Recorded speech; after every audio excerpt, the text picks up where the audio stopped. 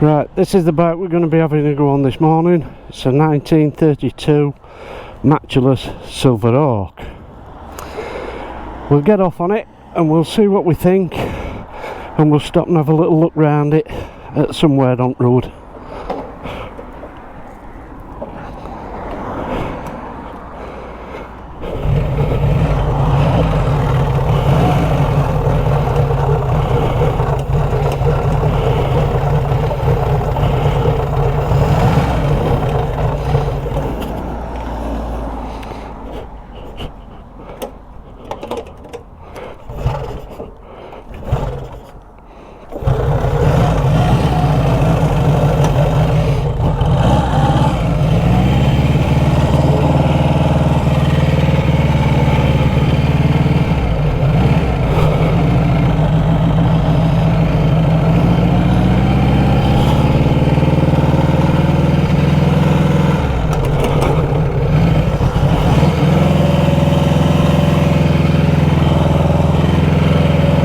Come on, old lass.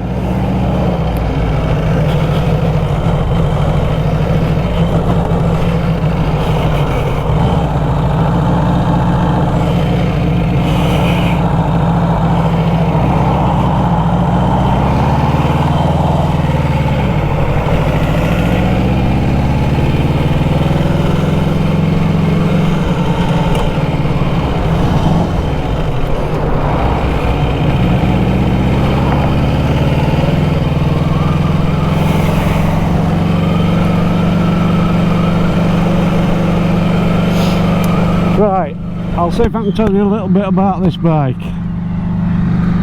It's a 600cc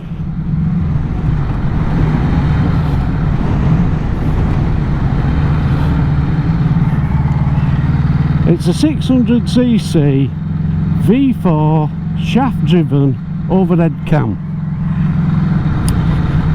It's quite a rare bike. They're only built for a few years and they only built 500 of them. Now in the 30s it was like the pinnacle of engineering.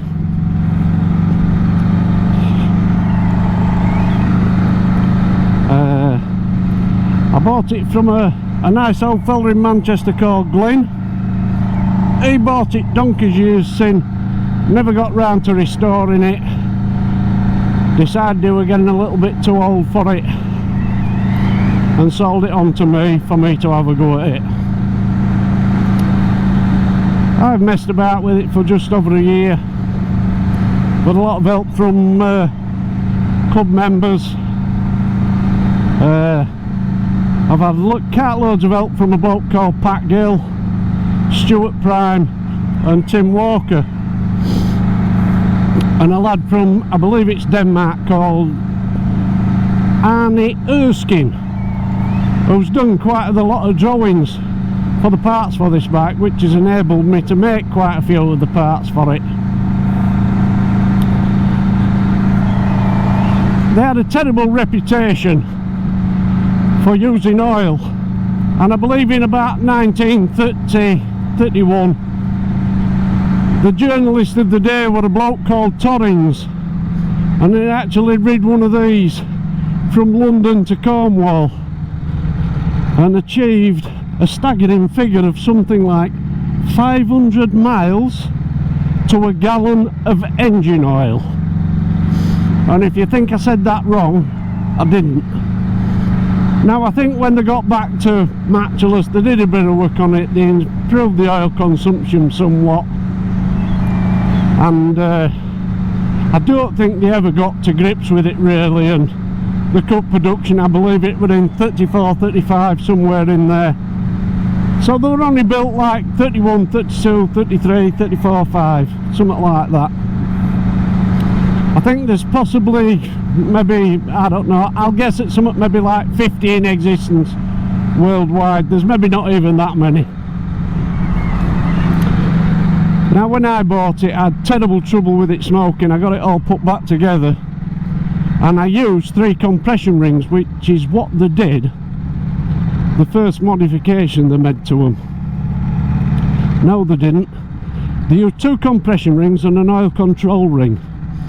and found out that it wasn't very successful, so what they went to was 3 compression rings. Anyway, I tried with 3 compression rings and it was absolutely horrendous.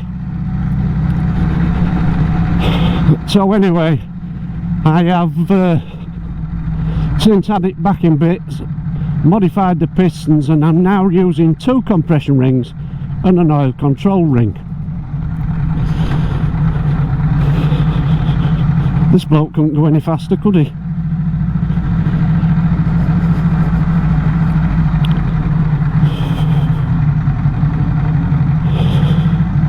Driver or screwdriver. Anyway, as I say, and I've now managed to get about 90 mile on it, and it's considerably better. It's still a little bit smoky, particularly if you stop and it gets red hot. If you're in queuing traffic, it's horrendous. If you're out on the road, it's not too bad. When I got the bike, the pistons looked like they picked up in the cylinders. They were terribly scuffed. Well, you can't get pistons for these bikes. People have tried all different types of pistons, piston ring configurations, and apparently now there's a bloke in Germany who makes the pistons, but they are very, very expensive. Anyway, I mean, there were no wear in the bores and the pistons were a little scuffed and what have you and what haven't you. It obviously kept nipping up. Well, the reason it was nipping up, they'd left about 3 foul clearance on the pistons, and as I understand it with these, you want about 5 on front and 6 or 7 on back. Anyway, that's what I've set this at, and it doesn't seem too bad now. It's never nipped up. Alright, it smokes a little bit, but I'll maybe be able to live with that. What else can I tell you about it? They used to run so hot that they have insulators between the head and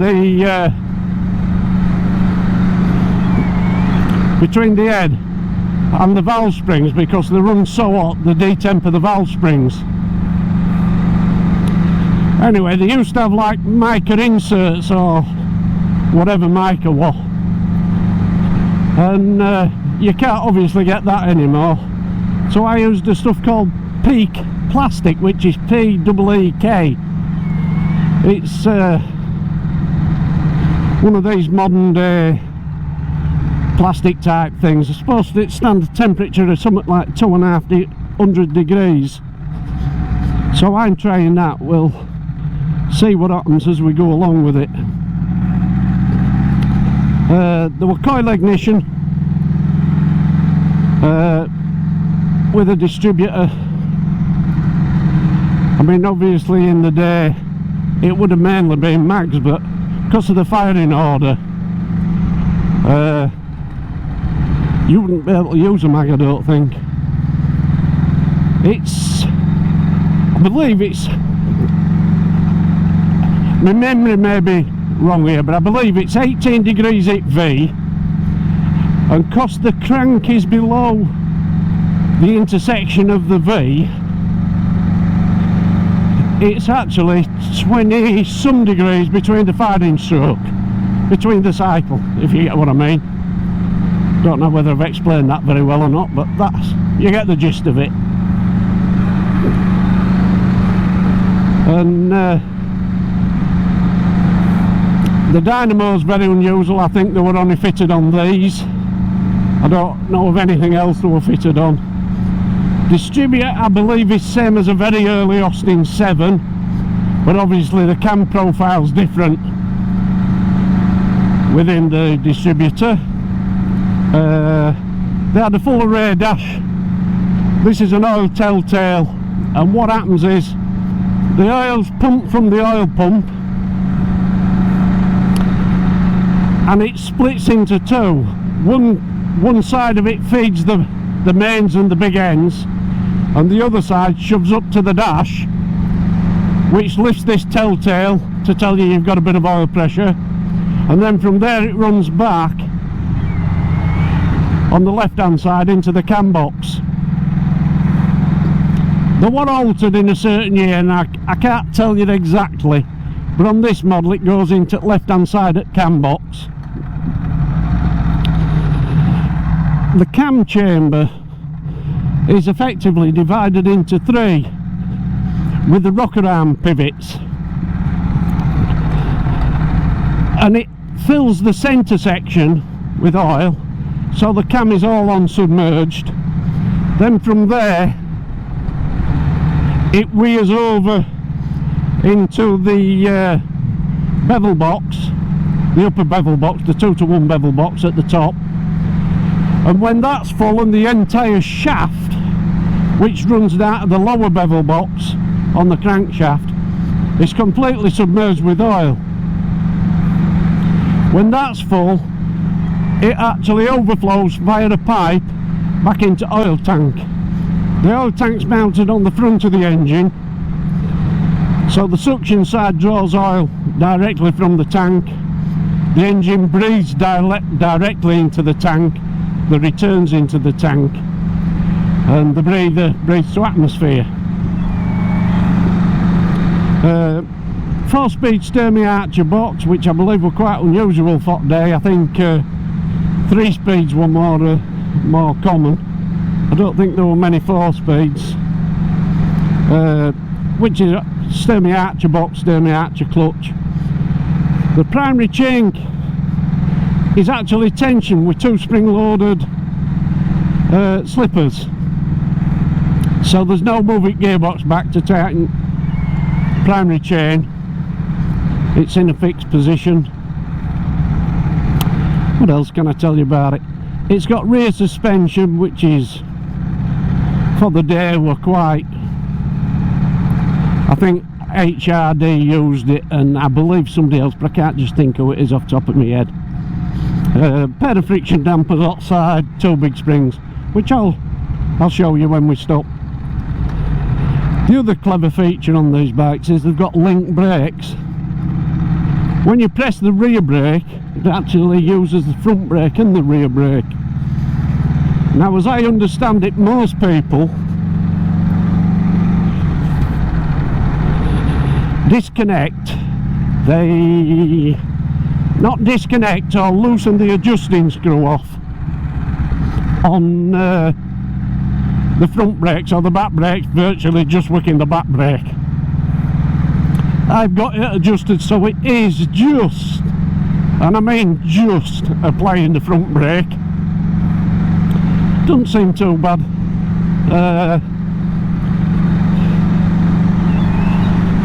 Obviously for year, I think they altered the brakes because the early brakes had no water diffusers, and if you're out in the rain, I think the brakes fill with water and they become useless. I can't vouch for that because I haven't had it out in rain. What else can I tell you?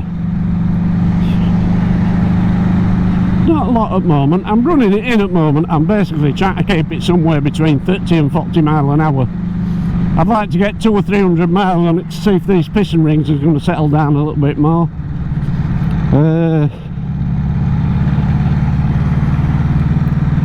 I'm going to alter the gearing on it. It's actually very low geared. I never use first gear, so I think what I'm going to do is alter the gearing and gear it up a bit. When they were sold, they were reputed to pull from 8 to 80 in 1 gear. I've not actually tried it myself. I mean, this engine's not exactly running at its best. Well, I can get it settled down a little bit. I keep fetching it out, having a little ride, making a little adjustment or two, and seeing how we get on.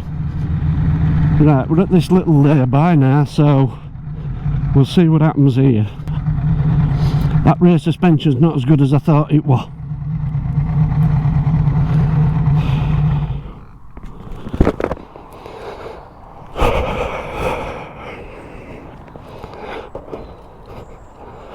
Unusual for the day as well, they actually had a centre stand, as you can see. This is what I was telling you about the oil tanks here at the front. The oil comes up this pipe to the telltale on the dash, back down this pipe and fills the cam. You can see she's running nice and up because there's a bit of smoke. There's 2 tensioner blades in here for the primary. The rear suspension is off. Pair of springs, one at either side, and the friction dampers. Rear wheel as per everything else at time, I believe. Girder forks. Deep valance mud guards. Have a look round the other side. The silencer was original, it came with a bike. It's not original to this bike, but it is an early Matchless pipe. Anyway, I did a few little repairs on it, had it chromed, and I think it's pretty fitting. It looks similar, or very similar. These pipes were made by a bloke in Rochdale, courtesy of Tim Walker. This is the Dynamo, which is on a flexi coupling here. Obviously this is the coil. The distributor, the coil should be the other way, but I can't find the correct coil, and somebody's cut the brackets out what fits over here. So it's a mech do for now. This is the distributor, this is the shaft drive I was telling you, and this is where the oil returns back to the oil tank. This is the pump down here, so it feeds up there, up to the dash. The other half goes back up through the main bearing, which feeds that big end across the back of the block, and then back down at the other side to feed that side. And from there there's oil feeds direct into the pistons. This is the link brake affair. This is obviously the rear brake, and here's the cable going to the front brake. And if you look at the front brake, there you go, you can see it actuating the front brake. Semi-archer gearbox, bell crank, linkage up to tank. They did actually have a little bracket what went in here, but they started removing them because they found out that it cracked the tank with the vibration from the engine used to transfer into the tank and crack the tank. As you can see, there's no diffusers on the brakes, so they tend to get a bit of water in. This is the dash. We've got a pair of switches. One's the panel light ignition switch, half charge, full charge, high and low, ammeter, speedo, ignition telltale, and the Smith's 2-inch clock, which actually is not a genuine one. I made it because they're making silly money setting down. The telltale was a copy of original. The drawings were supplied by Annie Erskine. The handlebars came from Pat Gill. He helped me out with them. Stuart Prime helped me out with the pivot points. The levers were another one what Pat Gill helped me out with. He loaned me a lever so I could have some cast off it. Then I machined them up myself. The under levers, excuse me, Pat lent me one for each side so I could copy them, and they actually work off the lower side of the pivot for the normal lever. One being choke, one being advance and retard. These are machined from solid. A mate of mine called John got me a couple of profiles cut, well, he got me 10 profiles cut out, and I machined them out. Actually twisted them and bent them round so they look somewhat right. These came from Pat Gill. The internal throttle I made myself. That was courtesy of Stuart Prime, helped me out with that. The switches Pat Gill lent me. This is the little horn, and on the other side the rotate for the dip, obviously for the headlight. The horns up here. Right, I think I've pretty much told you all I know about it. We'll make a bit further, see how it goes.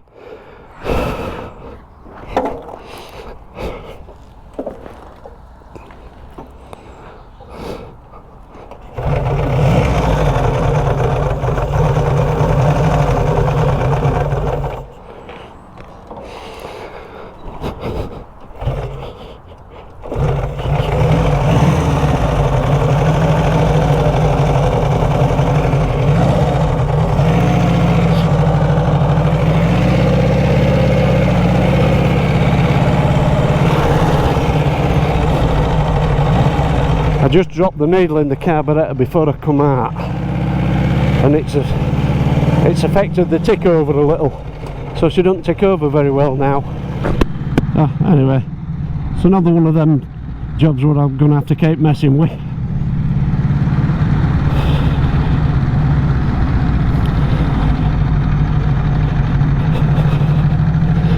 I suppose what I should have explained is about the half charge switch, the charging switch. This year they'd not got to automatic charging control. There was no regulation to battery, it was actually driver regulated. So when you were driving normally you would have it in half charge position, which meant half of the full capacity will go into the battery, which means it'd probably be charging at a couple of amps, something like that. And then if you found you were in queue in traffic, you might have to switch it to full charge to make sure it keeps the battery up, because obviously once the battery's flat you're not going anywhere. So basically you'd be controlling the charge rate to the battery. I've actually fitted a modern day regulator on this,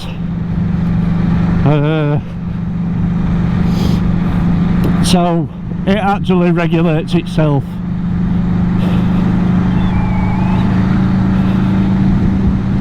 We're up to a nice 40 mile an hour now, and this is where we're heading my normal haunt, down at a third.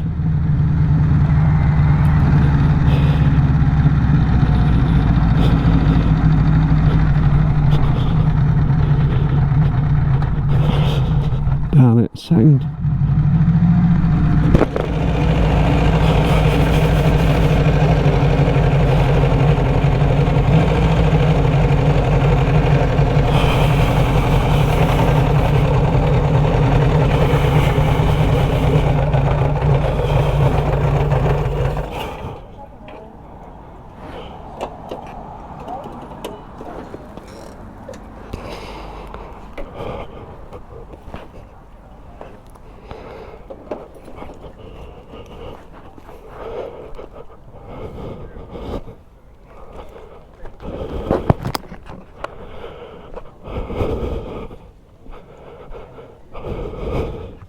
Wonder who this happy fella is. Too warm. I don't. Too warm for this anyway. You know what forecast for tomorrow, don't you? Right, no change there. It's all doom and gloom. So make most of it.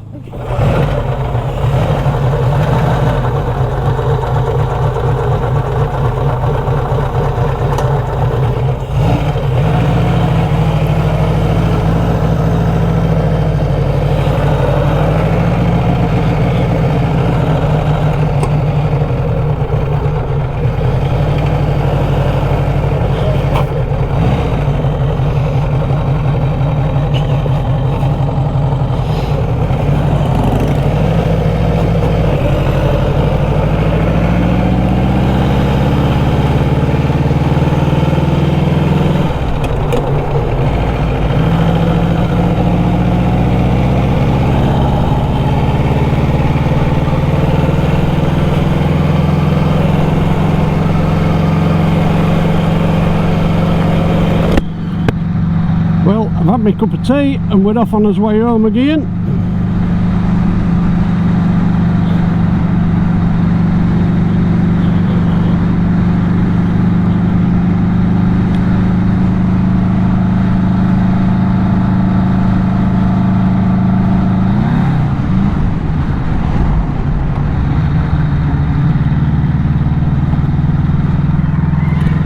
That's one of the things I'll have to address on this bike. Occasionally it jumps out of gear, and I don't want to pull gearbox out of it while winter.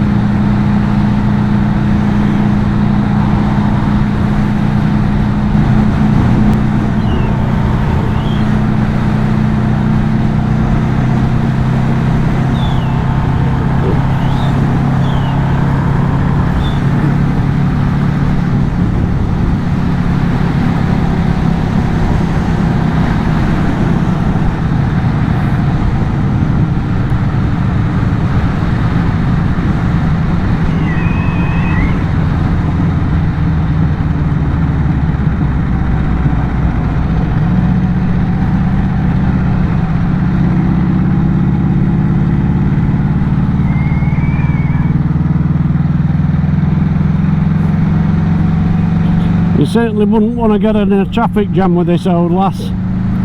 She'd soon be red hot.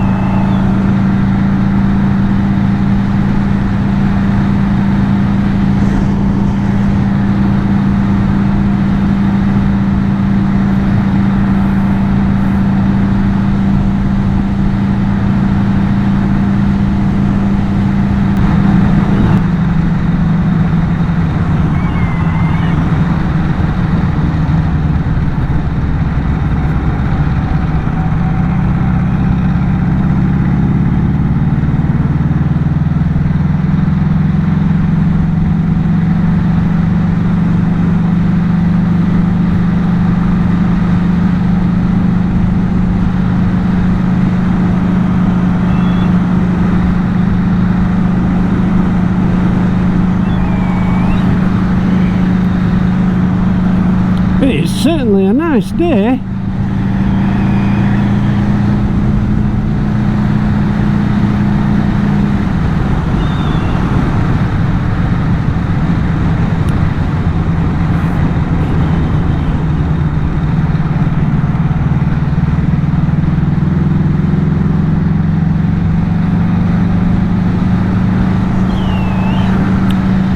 I was talking to Pat last night, and I believe he said he'd reduced the rear sprocket by 6 teeth and it had still set off in second gear. So I'm absolutely sure if I get the gearing altered it'll be a lot better.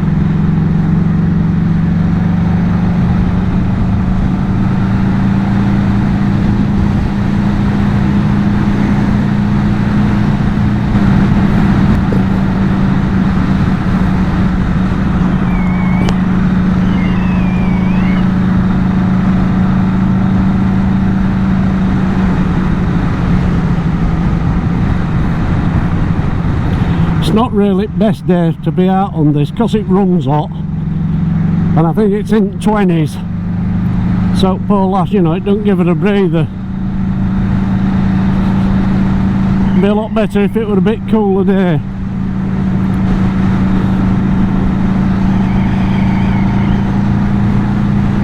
Anyway, I'm about home now, so I hope you've enjoyed this video, and I hope you'll come along with me on the next ride. See you again later.